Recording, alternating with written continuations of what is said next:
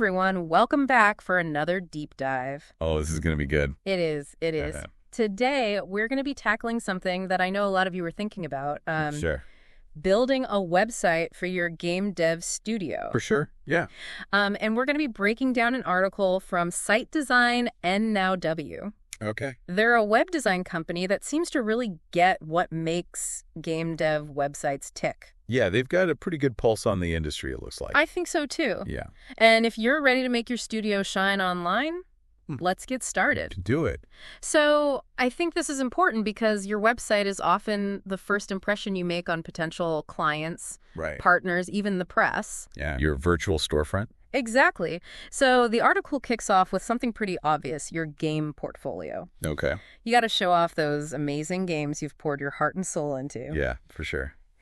But they make an interesting point. It's about more than just pretty screenshots.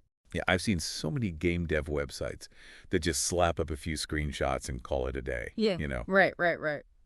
But this Site Design and Now W, this article really stresses the importance of crafting compelling descriptions for each game.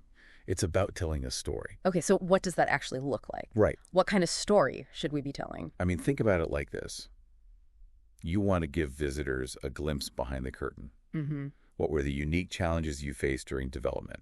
Were there any interesting design decisions you made?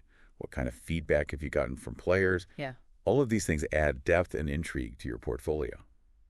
I'm thinking about some of my favorite game dev websites, and I've definitely seen studios using things like developer diaries or even behind-the-scenes videos. Oh, absolutely. Would those fall under the compelling description umbrella? Anything that helps potential clients understand the why behind the game, not just the what, is going to be incredibly valuable. It also showcases your passion and your process. You know? I like that.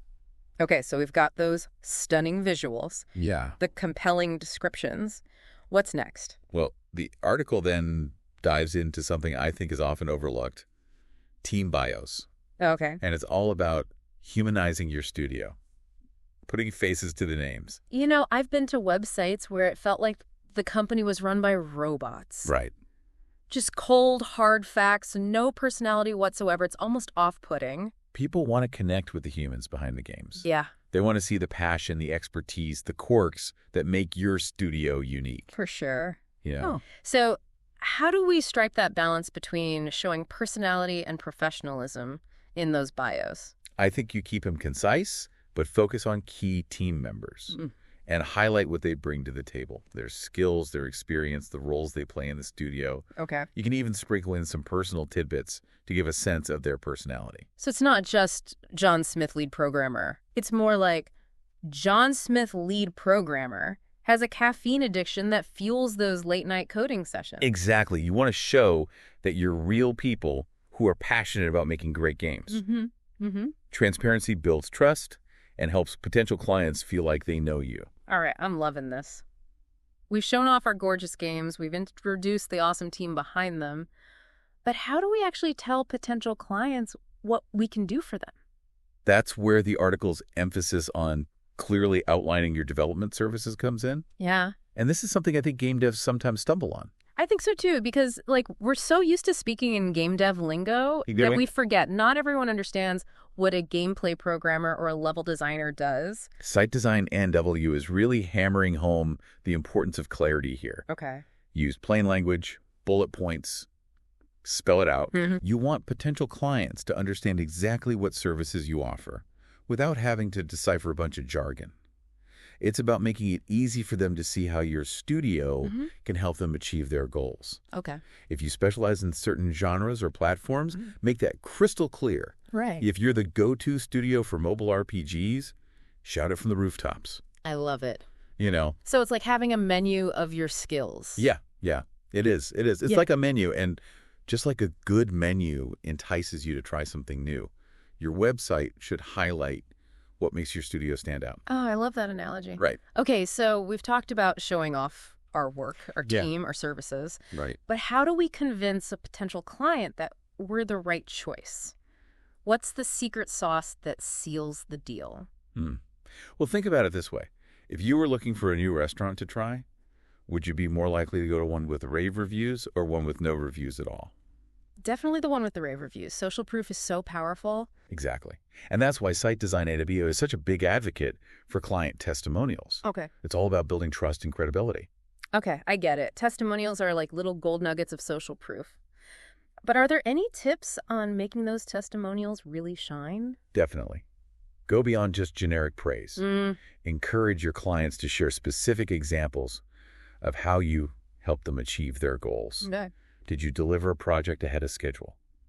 Did you come up with a creative solution to a tricky problem? Yeah. Those are the stories that really resonate. It's like, don't just tell me you're a great studio, show me. Right. Let those success stories speak for themselves. Okay, now imagine this. Your game is getting media attention. Okay. Articles are popping up. You're getting interview requests. How exciting would that be? It's the dream. Every game dev wants to see their game in the spotlight. Absolutely. And Site Design NW makes a great point about being prepared for those opportunities. Okay. And that's where having a dedicated press kit on your website comes in. Okay, so break it down for me. What exactly should be in this magical press kit? Think of it as a one-stop shop for all things media related. You'll want a concise press release that outlines your studio and your game. Okay. Include high-res images, logos, even trailers. Basically, anything a journalist might need to write a fantastic article about you. So it's all about making it as easy as possible for the press to tell our story. Exactly. Having a press kit shows that you're professional and media ready. It can really increase your chances of getting featured and getting that amazing exposure for your game. Wow, we've covered a lot of ground today. It feels like we've unlocked the secrets to building a game dev website that not only looks great, but actually works. I think so too. And you know what's really great about all this advice? Yeah. Well, the article was specifically focused on game dev studios. These principles really apply to any creative business that needs a strong online presence. That's a great point. Whether you're a game developer, an artist, a musician, or a filmmaker, having a well-designed website is crucial in today's digital world. It's your virtual storefront, your portfolio, your connection to the world. So as we wrap up this deep dive, I want to leave you with a little challenge. Okay. The article emphasized the importance of high-quality visuals for game portfolios, which is definitely important. Right. But I think we can take it a step further. Okay. What are some unique ways you can showcase your games beyond static screenshots and trailers? Ooh, that's a good one. It's all about creating an immersive experience that captures the essence of your games. Exactly. What about incorporating interactive elements, letting visitors play a mini-game demo right on your website? That's a fantastic idea. Or how about some behind-the-scenes content? Ooh. Concept art developer diaries, early prototypes. Those kinds of things give a real glimpse into the creative process. I love it. Let's give our listeners something to think about. Right. Imagine being able to actually experience a taste of the game right there on the website. Yeah. How cool would that be? It would be incredible, and it would make your website stand out from the crowd. So there you have it, a deep dive into creating a game dev website that not only showcases your work, but truly engages your audience. I think that's right on the money. I think so too. Yeah. So until next time, happy creating, everyone. It really would. And, don't forget about the practical stuff. the practical things, Yeah. Make sure your website's easy to navigate, Right. mobile friendly, loads quickly. All of those things contribute to a positive user experience. Right. No one wants to wait around for a slow website or struggle to find the contact information. Exactly. Make it easy for people to connect with you, right? A clear call to action, prominently displayed contact information, social media links, all about removing those barriers. So as we wrap up this deep dive into the world of game dev websites, I want to emphasize one key takeaway. Yeah. Your website is a powerful tool. Absolutely. It's your online home, your portfolio, your marketing hub.